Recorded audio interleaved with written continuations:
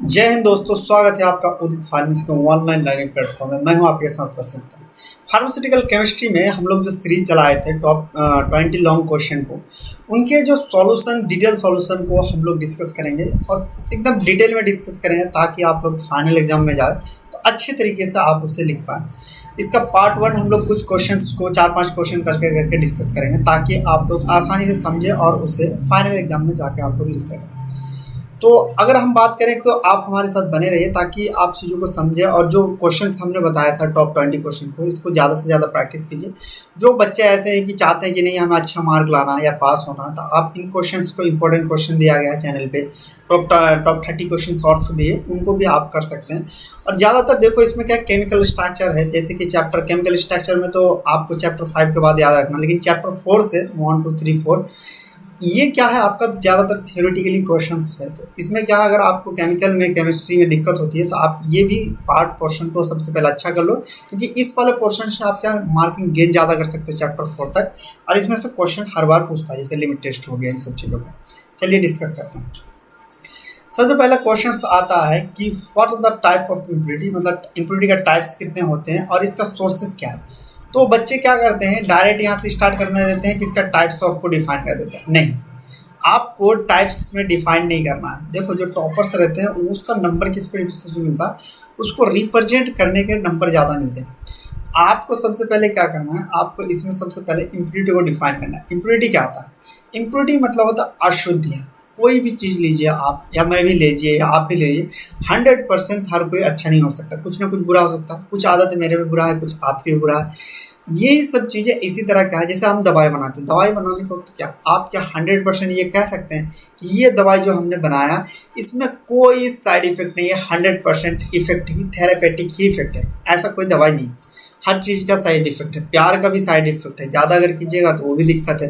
इस तरह है कि आप सेम टू सेम इसमें क्या करते हैं हम फार्मास्यूटिक्स में, लेकिन इम्प्योरिटी का एक लिमिट होता है, इसमें ज़्यादा लिमिट हम नहीं रखते। एक लिमिट के बाद हमें क्या है, टॉक्सिक इफेक्ट देने लगता है, जिसकी वजह से हम लिमिट टेस्ट तय करते हैं। तो इसमें इम्प्योरिटी का मतलब क्या है कि अशुद्धियाँ। अगर हम टाइप्स ऑफ देखें तो ये सारे टाइप्स होते हैं, लेकिन हम इसे बाद में लिखेंगे। पहले हम इसे क्या करेंगे, कोई भी चीज़ पूछे तो पहले उसका डेफिनेशन लिखो। जैसे लिमिट टेस्ट पूछ लिया या फिर आर्सेनिक का लिमिट टेस्ट पूछ लिया, तो आप लिमिट टेस्ट को डिफाइन करने के उसके बाद आप कर सकते हैं। अब देखो सबसे पहला आता है, अगर हम इम्प्योरिटी के बारे में बात करें और फार्मेसी के दुनिया में, तो in pharmaceutical world and impurity is generally consider as other organic material. हम क्या करते हैं, इम्प्योरिटी कंसिडर करते हैं जनरली फार्मेसी वर्ल्ड में किसे, जो ऑर्गेनिक मटेरियल हो, किसे, जो ड्रग सब्सटेंस को छोड़ के, उसे हम क्या कहते हैं, इम्प्योरिटी कहते हैं। या फिर इम्प्योरिटी का अदर देन, मान लीजिए कि ड्रग है या फिर मैन्युफैक्चर प्रोसेस में अराइजेस होते हैं, उसे हम क्या कहते हैं, इम्प्योरिटी कहते हैं। इम्प्योरिटी का मतलब सिंपल सी बात है, कोई भी चीज़ जो ड्रग को छोड़ के अदर चीज़ सब्सटेंस आ जाए मैन्युफैक्चर प्रोसेस के थ्रू, उसे हम इम्प्योरिटी कहते हैं। जैसे कि रॉ मटेरियल में हो सकता है, प्रोसेस में हो सकता है, इन चीज़ों को हम देखते हैं। उसके बाद देखो पहले डिफाइन करना, उसके बाद टाइप्स ऑफ डिफाइन करना। टाइप्स में मेन कैटेगरी 3 कैटेगरी में बांटा गया। पहला क्या, ऑर्गेनिक कैटेगरी, फिर इनऑर्गेनिक, फिर रेसिड्यू। अब रेसिड्यू क्या होता है, यहाँ पे लिखा हो solvent. What do you mean the solvent? Solvent क्या होता है, जब भी किसी चीज़ का सॉल्यूशन करते हैं तो सॉल्यूशन में आपका 2 चीज़ रहता है। जो चीज़ क्या रहता है, एक आपका सॉल्वेंट रहता है, दूसरा आपका सॉल्यूट रहता है। सॉल्वेंट में हम क्या अमाउंट में ज़्यादा, जैसे हमने क्या करा कि चीनी और पानी, तो यहाँ पे सॉल्यूट क्या आपका चीनी है, सॉल्वेंट क्या आपका पानी है। सेम इसी तरह जब हम मैन्युफैक्चर करते हैं ड्रग को, हम एक्सट्रैक्शन करने के लिए अलग अलग सॉल्वेंट यूज़ करते हैं, जैसे इथाइल अल्कोहल यूज़ करते हैं, मिथेनॉल यूज़ करते हैं। तो उसका सॉल्वेंट अगर ज़्यादा हो जाए तब भी वो इम्प्योरिटी कॉज करेगा। उसको 3 क्लासेस में बांटा गया। पहले क्लासेस में जो उसको अवॉइड कर सकते हैं, दूसरे में आप क्या कर सकते हैं, एक लिमिट तक रख सकते हैं, ज़्यादा होगा तो दिक्कत करेगा। तीसरे क्लास में आप इसे टॉलरेट नहीं कर सकते। अब यहाँ पे देखा गया ऑर्गेनिक इम्प्योरिटी में देखते हैं, स्टार्टिंग मटेरियल में हो सकता है, बाय प्रोडक्ट में हो सकता है, इंटरमीडिएट में हो सकता है, डिग्रेडेशन मतलब उसी का डिग्रेडेड प्रोडक्ट हो जाए, रीजेंट में हो सकता है। अगर हम इनऑर्गेनिक में भी देखें, इनऑर्गेनिक में रीजेंट में हो सकता है, हैवी मेटल में हो सकता है, इनऑर्गेनिक हो सकता है। ये सारी चीज़ आपका टाइप ऑफ इम्प्योरिटी हो सकता है। चलिए इनके हम देखते हैं सोर्स ऑफ इम्प्योरिटी कौन कौन से होते हैं। ये आपका टाइप्स ऑफ इम्प्योरिटी यहाँ पे कर देंगे। उसके बाद आप सोर्स देखते हैं कहाँ कहाँ से हो सकता है। सबसे पहले आता है रॉ मटेरियल। रॉ मटेरियल क्या है? जब कच्चा पदार्थ आप यूज़ करते हैं, या तो फिर कह लीजिए जब स्टार्टिंग में हम यूज़ करते हैं, वो रॉ मटेरियल कहलाता है। If impurity present in raw material may passes on during the manufacture process of final product. That mean कि अगर आपका रॉ मटेरियल में कोई भी, अगर मान लेते हैं क्या है, इम्प्योरिटी है, तो वही चीज़ आपका फाइनल में भी दिखेगा। क्लियर है? अगर रॉ मटेरियल में है तो आपको फाइनल में भी रहेगा। नेक्स्ट आता है reagent. Reagent used in manufacture process. The reagent in manufacture process are completely removed by the washing, may still present in the final product. मतलब reagent को हम क्या करते हैं? वॉशिंग के माध्यम से हम इसे हटा देते हैं। हम इसे reagent के माध्यम से क्या करते हैं? reagent को वॉशिंग के माध्यम से हटा देते हैं, लेकिन इसमें आपको प्रेजेंट हो सकता है। फिर आता है एटमॉस्फेयर कंटामिनेशन। एटमॉस्फेयर जो surrounded, the direct contact with the material and product, lack of personal protective equipment and appropriate clothing.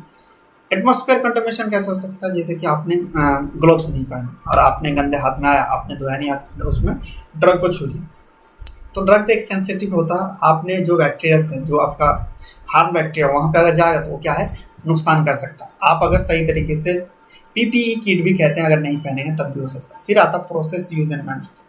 देखिए, एक चीज़ को प्रोसेस करने के लिए कई तरीका होता है। जैसे आप अगर घर ही है या फिर कहीं कोई प्लेस ले लेते हैं, एग्जाम्पल के लिए दिल्ली ले लेते हैं। दिल्ली को मेरठ से भी जा सकते हैं, अलग से हरियाणा से भी आ सकते हैं, गुड़गांव से आ सकते हैं, अलग अलग जगह से आ सकते हैं। सेम इसी तरह क्या है कि यहाँ पे कोई ड्रग बनाने के लिए अलग अलग प्रोसेस का भी यूज़ कर सकते हैं। तो हमने क्या करा, अगर प्रोसेस में गलत प्रोसेस यूज़ कर लेते हैं तब भी हमें क्या नुकसान दे जाता है, या फिर उसमें इम्प्योरिटी प्रेजेंट हो जाता है। फिर आता है environment related impurity. Environment related impurity का मतलब कह लीजिए, जैसे कि अगर मान लीजिए इंडस्ट्रियल एरिया है और बहुत ही ज़्यादा गंदगी है वहाँ पे, जैसे कि मान लीजिए दिल्ली ले लीजिए, वहाँ पे ले लेंगे तो बहुत गंदगी रहता है और इंडस्ट्रियल एरिया है, उसमें जैसे हाइड्रोजन सल्फाइड हो, सल्फर डाइऑक्साइड हो, या ब्लैक स्मोक हो, बहुत ज़्यादा काला काला धुआं अगर निकले, उस जगह पर रहेंगे, उस तरह का इम्प्योरिटी आ सकता है। देखो, यहाँ पर अगर गैसेस आ जाए, इम्प्योरिटी हो जाए, तो आपको क्या है, इफिशिएंसी कम कर सकता है। फिर आता है impurity arises during the storage. Storage के कंडीशन में क्या हो सकता है, रख सकते हैं। जैसे कि अगर मान लीजिए आपने दवाई बनाया और सही तरीके से नहीं रखा, तो आपने क्या करा, हाइजीन का ध्यान नहीं रखेंगे, तब भी क्या है, इम्प्योरिटी हो सकता है। After the preparation of different chemical and substance they need to store in container. मतलब क्या सकते हैं कि आप किसी भी सब्सटेंस को बनाएंगे, केमिकल को, उसे स्टोर करने के लिए कंटेनर चाहिए। फिर आता है defect in manufacture process. Manufacture process में डिफेक्ट होता है। डिफेक्ट लाइक के इम्परफेक्ट मिक्सिंग, मतलब सही तरीके से मिक्सिंग ना हो। अगर आपने सही तरीके से मिक्सिंग नहीं करा तो उसमें क्या, अगर मिक्सिंग सही तरीके से नहीं तो होगा तो क्या होगा, बिल्कुल ही आपका मैन्युफैक्चर, जैसे बाइंडर यूज़ करते हैं, बाइंडर अगर सही से, तो टैबलेट उसमें खुल जाएगा, उसमें इम्प्योरिटी आ जाएगा, ज़्यादा मॉइस्चर जल्दी कंटेन हो जाए, वहाँ पर नुकसान हो सकता है। फिर आता है इनकम्प्लीटनेस। फिर non adherence to the proper temperature, अगर आपने सही तरीके से टेम्परेचर मेंटेन नहीं करा। फिर पीएच को सही तरीके से नहीं रखा, रिएक्शन कंडीशन जो चाहिए आपने अप्रोप्रिएट नहीं दिया। Generate impurity during the manufacture of chemical. ये सब में क्या हो सकता है, मैन्युफैक्चर डिफेक्ट प्रोसेस आ सकता है, ये आपका सोर्स ऑफ इम्प्योरिटी है। अब देखते हैं कि आज जो ये इम्प्योरिटी है, तो ये हमारे फार्मास्यूटिकल सब्सटेंस में क्या क्या नुकसान कर सकता है, क्या इसका नुकसान है। सबसे पहले देखिए, अगर ये इम्प्योरिटी ज़्यादा होगा, the level of toxic impurity accessed the certain limit. मतलब क्या है, अगर टॉक्सिक का इम्प्योरिटी ज़्यादा है सर्टेन लिमिट से, तो क्या होगा, आपको नुकसान देगा। It prove out to be injurious as a therapeutic substance. मतलब कह सकते हैं, अगर टॉक्सिक सर्टेन ज़्यादा है, एक लिमिट से ज़्यादा है, तो क्या करेगा, ये इंजरियस कर सकता है थेरेपेटिक सब्सटेंस, ना कि ये प्रॉफिट देने के बजाय नुकसान दे जाए। After the certain period even minute quantity of impurity causes toxic effect. मतलब कुछ पीरियड के बाद या तो फिर कुछ समय के बाद भी थोड़ा सा भी अगर इम्प्योरिटी है तो उसमें टॉक्सिक इफेक्ट दे सकता है। फिर आता है impurity also bring about the technical difficulty in formulation. Impurity क्या कर सकता है कि फॉर्मुलेशन में दिक्कत कर सकती है। जैसे कि अगर हम लोग सिरप बना रहे हैं या सस्पेंशन बना रहे हैं, वो सही तरीके से अगर हम वहाँ इम्प्योरिटी रख दिया तो क्या डिजोल्व सही तरीके से नहीं होगा। Some impurity result incompatibility with other substance. कुछ इम्प्योरिटी ऐसा आता है जो अदर सब्सटेंस से के कंपेटिबिलिटी नहीं बनाता, वो नुकसान करता है। ये आपका इफेक्ट आता है कि अगर आपका इम्प्योरिटी आया था, ये भी आप उसमें डिफाइन कर देंगे, जिससे आपको अच्छा मार्क मिल सकता है। नेक्स्ट क्वेश्चन देखते हैं। नेक्स्ट क्वेश्चन में पूछ रहा है, what is limit test. Limit test होता क्या है? Give the principle of limit test of heavy metal, मतलब कि यहाँ पे पूछा गया है कि लिमिट टेस्ट होता क्या है, और इसमें आप क्या एग्जांपल दीजिए हेवी मेटल का। हेवी मेटल आता है आर्सेनिक का, यहाँ हेवी मेटल पूछेगा या तो फिर आपको आर्सेनिक भी पूछ सकता है। देखिए लिमिट टेस्ट के बारे में बात करें तो ये क्या है, क्वांटिटेटिव या सेमी क्वांटिटेटिव टेस्ट है। किसके लिए? The purpose for the identification and controlling small quantity of impurity में occur in substance term as a limit test. मतलब कह सकते हैं कि लिमिट टेस्ट एक तरह का प्रोसीजर है या पर्पस है, किस लिए करते हैं कि हम आइडेंटिफिकेशन करते हैं कि कितने अमाउंट में कोई इम्प्योरिटी अगर प्रेजेंट है तो कितना है, और उसको हम कंट्रोल करने के लिए लिमिट टेस्ट करते हैं। क्लियर है? लिमिट टेस्ट किस लिए करते हैं? हम किसी चीज़ का कोई इम्प्योरिटी प्रेजेंट है तो इम्प्योरिटी प्रेजेंट है, कौन सा इम्प्योरिटी और कितने अमाउंट प्रेजेंट है, उसे हम क्या डिटेक्शन करने के लिए करते हैं। देखो यहाँ पे क्वांटिटेटिव वर्ड यूज़ किया गया। क्वांटिटेटिव का मतलब होता है कि कितने अमाउंट में है चीज़ों को, उसके लिए हम यूज़ करते हैं लिमिट टेस्ट। अब देखो, अब हम नेक्स्ट देखते हैं limit test of arsenic. Limit test of arsenic के बारे में बात करें तो इसमें किसी चीज़ में अगर मान लो आर्सेनिक की मात्रा ज़्यादा हो तो उसे अगर आप इनहेल करते हैं या लेते हैं तो आपको कैंसर कॉजिंग ज़्यादा हो जाएगा। मतलब आपने क्या करा कि आप तो सोचते हैं नहीं हम तो सही होने के लिए, लेकिन ये उल्टा कॉज कर जाएगा। देखो इसमें अगर सिंपल सी बात करें, पहला हम बता देते करते क्या है। तो इसमें क्या होता है कि सबसे पहले होता है हमारी जो इम्प्योरिटी है आर्सेनिक एसिड के रूप में प्रेजेंट होता है, उसको हम क्या करते हैं गैस में कन्वर्ट करते हैं। गैस में कन्वर्ट करने के बाद हम क्या करते हैं मर्क्यूरिक जो क्लोराइड पेपर है उससे हम उसके पास करवाते हैं, तो वो है आपका येलो कलर का स्टेन प्रेजेंट था। स्टेन मतलब धब्बा प्रेजेंट होता है। इस धब्बे से ही हम पता करते हैं कि अगर मान लो वेलो स्टेन ज़्यादा है तो ज़्यादा प्रेजेंट होगा, कम स्टेन है तो कम प्रेजेंट होगा। और इसके लिए एक स्पेशल टाइप का जो एपरेटस यूज़ करते हैं उसे हम गैजेट एपरेटस कहते हैं। अब देखते हैं क्या कहता है। देखो limit test of arsenic is the based of reaction of arsenic gas और arsenic gas with the hydrogen ion. मतलब क्या करेंगे, आर्सेनिक रिएक्शन किससे करते हैं, आर्सेनिक गैस को हम क्या करते हैं आर्सेनिक को हाइड्रोजन आयन के साथ हम रिएक्शन करवाते हैं। वो क्या करता है, देखो पहले आर्सेनिक एसिड के फॉर्म में प्रेजेंट होता है, उसको हम पहले कन्वर्ट करते हैं किसमें, आर्सेनिक गैस में। उसके बाद फिर हाइड्रोजन आयन के साथ हम रिएक्शन करते हैं, जो क्या करता है yellow stain on mercury chloride paper. ये वेलो एक तरह का धब्बा देता है किस पे, मर्करी क्लोराइड पेपर पे। किसके प्रेजेंट में, रिड्यूसिंग एजेंट जैसे कि पोटाशियम आयोडाइड हम यूज़ करते हैं। इसको हम जो है also called as Gutzeit test. Gutzeit test इसलिए कहते हैं क्योंकि इसका एपरेटस जो यूज़ करते हैं वो स्पेशल टाइप ऑफ एपरेटस रहता है जिसे हम गुडजेट एपरेटस कहते हैं। देखो arsenic present arsenic acid in the sample किसमें प्रेजेंट होता है, आर्सेनिक एसिड में। तो arsenic acid by the reducing agent, arsenic gas को किसमें हम कन्वर्ट करते हैं, आर्सेनिक एसिड में कन्वर्ट कर सकते हैं। किसके हेल्प से, रिड्यूसिंग एजेंट के जैसे कि पोटासियम आयोडाइड या फिर स्टेनियस एसिड या जिंक क्लोराइड या फिर आर्सेनिक एसिड को फर्दर हम क्या करते हैं आर्सेनिक गैस में कन्वर्ट करते हैं किसके द्वारा, हाइड्रोजन, और उसके साथ रिएक्शन किससे करते हैं, मर्करी क्लोराइड पेपर को कराते हैं जो आपका येलो स्टेन का कलर देता है। देखिए सबसे पहले क्या, आर्सेनिक एसिड को हम आर्सेनियस एसिड में कन्वर्ट करते हैं, एसिड को फिर हम गैस में कन्वर्ट करते हैं, गैस को फिर हम रिएक्शन करते हैं किसके ना, मर्करी क्लोराइड पेपर के ऊपर, जो कि हमें येलो स्टेन कलर का देता है जिससे हमें पता चलता है। देखिए सबसे पहले ये क्या है आपका आर्सेनिक एसिड है, उसको हम कन्वर्ट करते हैं किससे, आर्सेनियस एसिड में कन्वर्ट करते हैं। उसके बाद आर्सेनिक एसिड को हम हाइड्रोजन के साथ करवा के हाइड्रोजन आयन के साथ आर्सेनियस गैस में कन्वर्ट करते हैं, जो कि हमें क्या है येलो स्टेन का कलर देता है जिससे हमें पता चलता है। देखो the depth yellow stain on mercury chloride paper will depend upon the quality यहाँ पे क्या, quality of arsenic present in sample. मतलब जितना ज़्यादा डिप देगा उतना ज़्यादा आपका आर्सेनिक मात्रा प्रेजेंट होगा, और जितना कम होगा उतना कम आर्सेनिक का मात्रा इसमें प्रेजेंट होगा। नेक्स्ट क्वेश्चन आता है, write down the detail about the limit test of chloride या तो फिर कह लिए क्लोरीन।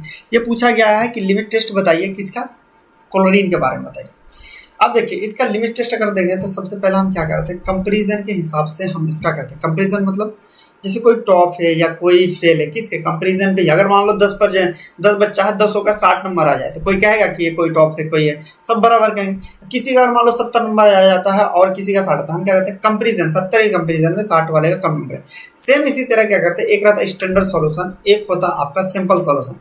हम स्टैंडर्ड सॉल्यूशन के कंपैरिजन करते हैं किसके साथ, सिंपल सॉल्यूशन को। स्टैंडर्ड मतलब कि हमने पहले ही चेक कर लिया कि एग्जांपल पे कहते हैं, जैसे कि एग्जांपल पे मान लीजिए हमें 10 कप चाय बनाना, 10 कप अगर हमें चाय बनाना है तो हमने पहले ही देख लिया चेक करके अलग अलग करके कि कितने कप में कितने अमाउंट में चीनी लगा, कितना पत्ती लगा, कितने हीट लगा, कितने देर तक देंगे, तो हमें स्टैंडर्ड पर लगा। और वही चीज़ अगर मान लो हमें क्या है कि किसी ने कहते हैं कि 5 कप चाय बनाना, 5 कप बनाना, तो हम उसके कंपेरिजन में इसको बना सकते हैं ना कि इसका डिटेल निकाल के आधा कर देंगे सब कुछ तो ईजिली बन जाएगा।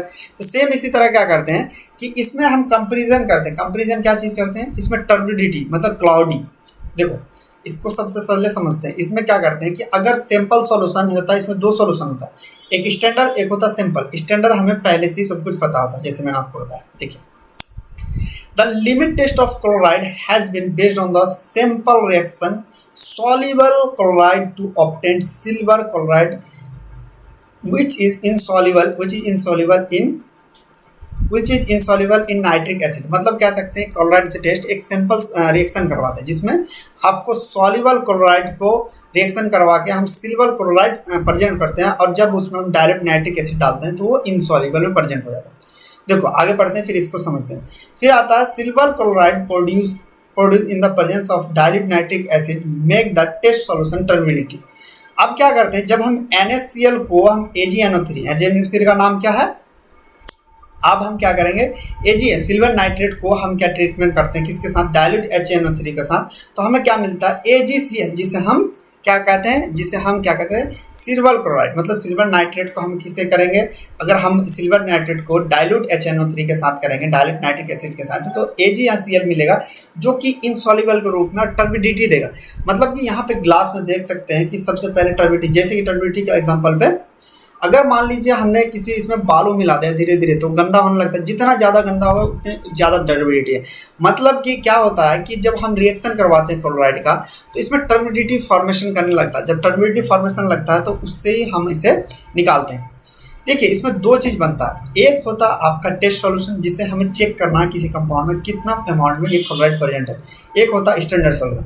टेस्ट को बनाने के लिए सबसे पहले करेंगे स्पेसिफाइड सब्सटेंस या फिर इसमें क्या लेंगे सिंपल सॉल्यूशन सब्सटेंस 1 ग्राम लेंगे, उसके बाद 10 ग्राम डिस्टिल वाटर लेंगे, 1 ml डायल्यूट नाइट्रिक एसिड लेंगे और उसको हम 50 ml तक मिलाएंगे, और साथ में उसको हम 1 ml ऑफ AgNO3 को हम मिलाएंगे और उसे जिससे हमें क्या देगा, एक टर्बिडिटी देगा।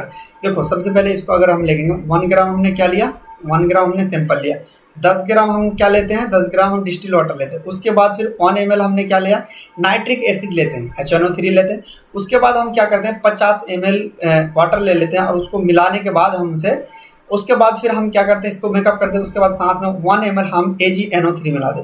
AgNO3 का काम क्या करता है, ये हमें टर्बिडिटी देता है, इनसॉल्युबल में कन्वर्ट कर देता है, जिससे हमें पता चल जाता है कि हाँ ये रिएक्शन कंप्लीट हो गया या कितना हमारे पास इम्पोर्टेंट ये है अमाउंट है।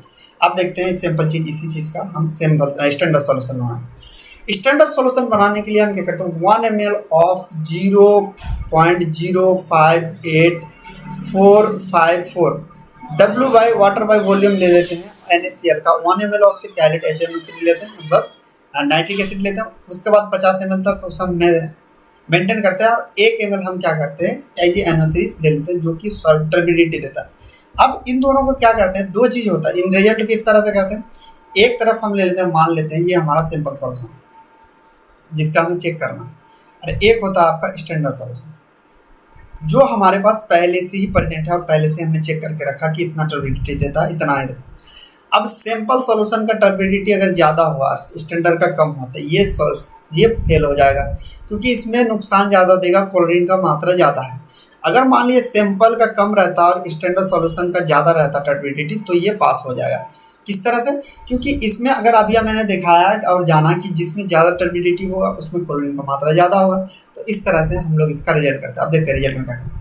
If the turbidity of produced by the test solution, that is sample solution, has less than the standard solution, then sample will be passed, मतलब लिमिट टेस्ट का सैंपल पास है। If the turbidity of test solution more than the standard solution then sample will be fail. मतलब कह सकते हैं अगर मान लीजिए सैंपल सॉल्यूशन का टर्बिडिटी कम है और स्टैंडर्ड का ज़्यादा है तो पास है, अगर सैंपल का ज़्यादा है और स्टैंडर्ड कम है तो फेल है। इस तरह से कंपेरिजन के हिसाब से ही हम इसका निकालते हैं। अब नेक्स्ट क्वेश्चन आता है define volumetric analysis and detail discuss about the acid base titration. इसमें दो चीज़ पूछा गया, एक तो आपको वॉल्यूमेट्रिक एनालिसिस पूछा गया, दूसरा आपका एसिड बेस टाइट्रेशन के बारे में डिस्कस करना है। वॉल्यूमेट्रिक इसमें आता है कि टाइट्रेशन में एक तरह का प्रोसेस है जिसमें हम इन पॉइंट का डिटेक्शन करते हैं किसी भी चीज़ का, रिएक्शन का, जब हम कंप्लीट होने का। देखिए वॉल्यूमेट्रिक इसको जानने से पहले हमारे पास दो चीज़, एक थोड़ा सा आपको ये भी डिफाइन कर देना जब आपको वॉल्यूमेट्रिक पूछे, या एनालिसिस जब भी डिफाइन करोगे ये भी डिफाइन कर सकते हैं जिससे मार्क ज़्यादा मिलता है। फार्मास्यूटिकल एनालिसिस दो तरह से करते हैं, एक होता है क्वांटिटेटिव एनालिसिस, दूसरा होता है क्वालिटेटिव। एक में हम चेक करते हैं कितने अमाउंट में प्रेजेंट है, जैसे वॉल्यूमेट्रिक में हम करते हैं कितने अमाउंट में प्रेजेंट है। जैसे कि आपको अमाउंट में प्रेजेंट है, एग्जांपल में मान लीजिए कोई मैं हूँ, मैं किससे, मेरा वेट कितना है, ये मेरा क्वांटिटेटिव बताता है। और मैं किस तरह का नेचर हूँ, किस तरह का पढ़ाता हूँ, ये हमारा क्वालिटेटिव बताता है। जैसे कि अगर बात करें इसमें क्वांटिटेटिव में वॉल्यूमेट्रिक एनालिसिस है, ग्रेविमेट्रिक एनालिसिस है, गैसोमेट्री है, फिजियोकेमिकल मेथड ऑफ एनालिसिस है, फिर आता है माइक्रोबायोलॉजिकल मेथड है, फिर बायोलॉजिकल है। तो हमारा जो सिलेबस में डी फार्मा दो ही चीज़ पढ़ना है, एक है आपका वॉल्यूमेट्रिक, दूसरा आपका ग्रेविमेट्रिक। अगर क्वालिटी में बात करें एमपीवीटी, चेंज, ये सारी चीज़ आता है क्वालिटेटिव में, इसमें आप एग्जांपल दे सकते हैं। अब अगर हम इसमें टाइप्स ऑफ बात करें कि कितने तरह का होता है वॉल्यूमेट्रिक एनालिसिस, एसिड बेस होता है, नॉन एक्वस होता है, प्रिसिपिटेंट टाइट्रेशन होता है, कॉम्प्लेक्सिमेट्री टाइट्रेशन होता है, फिर रिडॉक्स टाइट्रेशन होता है। देखिए अगर हम बात करें वॉल्यूमेट्रिक एनालिसिस का मतलब क्या होता है, इसमें हम क्या करते हैं कि एक सिंपल सॉल्यूशन के, जैसे मैंने टाइट्रेशन के विधि लेके हम एक, जैसे कि क्या कह लीजिए कि कंपैरिजन के हिसाब से हमने करा था लिमिट टेस्ट, और इसमें टाइट्रेशन के हिसाब से करते हैं। टाइट्रेशन का मतलब कह लीजिए कि एक एग्जांपल पे चाय वाला लेते हैं, जब हम चाय बनाते हैं तो क्या होता है कि धीरे धीरे हमने पहले चाय बनाने क्या लेते हैं, चीनी लेते हैं, पानी लेते हैं, उसके बाद हम मिल्क डाल देते हैं, और मिल्क डालने के बाद हम उसको बॉइल करते हैं और धीरे धीरे चाय की पत्ती डालते हैं। तो एक टाइम आता है चाय की पत्ती हमें पता चल जाता है कि इससे ज़्यादा नहीं डालना है, तो वो क्या कलर से हम पता कर लेते हैं। सेम इसी तरह क्या करते हैं वॉल्यूमेट्रिक में, हम रिएक्शन करवाते हैं, एक होता है स्टैंडर्ड सॉल्यूशन, दूसरा होता है सिंपल सॉल्यूशन। और उसमें धीरे धीरे सिंपल सॉल्यूशन में हम स्टैंडर्ड सॉल्यूशन को डालते हैं, और सिंपल सॉल्यूशन में ही हम इंडिकेटर यूज़ करते हैं। जैसे हमने चाय पत्ती यूज़ किया कि हाँ यहाँ पे हुआ, और कम्प्लीटली जब कलर चेंजेस हो जाता है तो हमें पता चल जाता है कि हाँ चाय सही से बन गई। तो सेम इसी तरह क्या करते हैं ब्यूरेट में, जो होता है ब्यूरेट में हम भरते हैं स्टैंडर्ड सॉल्यूशन, जिसका हमें कंसंट्रेशन भी पता होता है और वॉल्यूम भी पता होता है, मतलब कितने अमाउंट में और कितना कंसंट्रेशन, दोनों चीज़ पता होता है। इसमें हम स्टैंडर्ड सॉल्यूशन देते हैं। और एक होता है सिंपल सॉल्यूशन, जिसमें हम क्या करते हैं कि हमें वॉल्यूम तो पता होता है लेकिन उसमें कंसंट्रेशन पता नहीं होता कितने अमाउंट है। तो वही कंसंट्रेशन पता करने के लिए हम इसका प्रोसेस यूज़ करते हैं। किसका यूज़ करते हैं, टाइट्रेशन का माध्यम से। देखिए अब क्या होता है हम देखते हैं। वॉल्यूमेट्रिक एनालिसिस में क्या करते हैं, एक केमिकल कॉल्ड टाइट्रेंट को हम स्टैंडर्ड सॉल्यूशन कहते हैं, उसको हम added to a solution of unknown concentration. हम क्या करते हैं कि जो स्टैंडर्ड सॉल्यूशन को, उसमें हम उसको ऐड करते हैं किसमें, अननोन कंसंट्रेशन सॉल्यूशन में, जिसको हम कहते हैं एनालाइट या तो फिर टाइट्रेंट। उसको हम मिला देते हैं एक तरह का इंडिकेटर में, और इंडिकेटर हमें बताता है जब रिएक्शन कंप्लीट हो जाता है या कंप्लीट रिएक्ट हो जाता है, इंडिकेटर के माध्यम से ही हम पता करते हैं हाँ इतना कंसंट्रेशन आएगा, इसको इतना न्यूट्रलाइजेशन करेगा, तो इससे इतना हमारा कंसंट्रेशन, ये सारी चीज़ हमें पता हो जाता है। तो वॉल्यूमेट्रिक जब करोगे तो ये वाला सेटअप भी वहाँ पर ड्रॉ करके जरूर आना, जिससे मार्क आपको अच्छे मिलेंगे। अब आता है acid based titration. What do mean the acid based titration. Acid सबसे पहले अगर बात करें तो आप लोगों ने पढ़ा ही होगा कि अगर पीएच के बारे में बात करें तो पीएच एसिड बेस्ड टाइट्रेशन में क्या करते हैं, ऊपर एसिड लेता है, नीचे वीक एनालाइट लेते हैं, या फिर हम इसे क्या करते हैं कि अगर एसिड ले लो या तो फिर जिसका हमें सैंपल करना उसे हम एसिड बेस्ड टाइट्रेशन करते हैं। देखो एसिड का मतलब अगर बात करें, जो 7 से कम पीएच होगा उसे हम एसिड कहेंगे, और 7 से ऊपर होगा उसे बेस कहेंगे। इसके लिए क्या हुआ था, सबसे पहले क्वेश्चन आता है न्यूट्रलाइजेशन को जानने से पहले आपको एक चीज़ आता है, एसिड बेस में आपको न्यूट्रलाइजेशन जानना है, न्यूट्रलाइजेशन पे काम करता है। देखिए सोरेनसन ने एक स्केल दिया था, पीएच सोरेनसन ने, उन्होंने कहा था अगर किसी कंपाउंड या मॉलिक्यूल का अगर मान लो 7 पीएच है तो वो न्यूट्रल कहलाएगा, ना वो एसिड है ना बेस है। अगर 7 से ऊपर है तो वो हमारा बेस कहलाएगा या बेसिक कहलाएगा, और 7 से नीचे है तो वो हमारा एसिड कहलाएगा। ये किसी ने कहा था, ये हमारा सोरेनसन ने कहा था। अब इसमें क्या करते हैं हम, इसमें एसिड बेस्ड टाइट्रेशन में हम क्या कर देते हैं, जैसे एग्जांपल पे ले लेते हैं थोड़ा सा, मान लिया हमने क्या करा 100 ml ले लेते हैं बेसिक,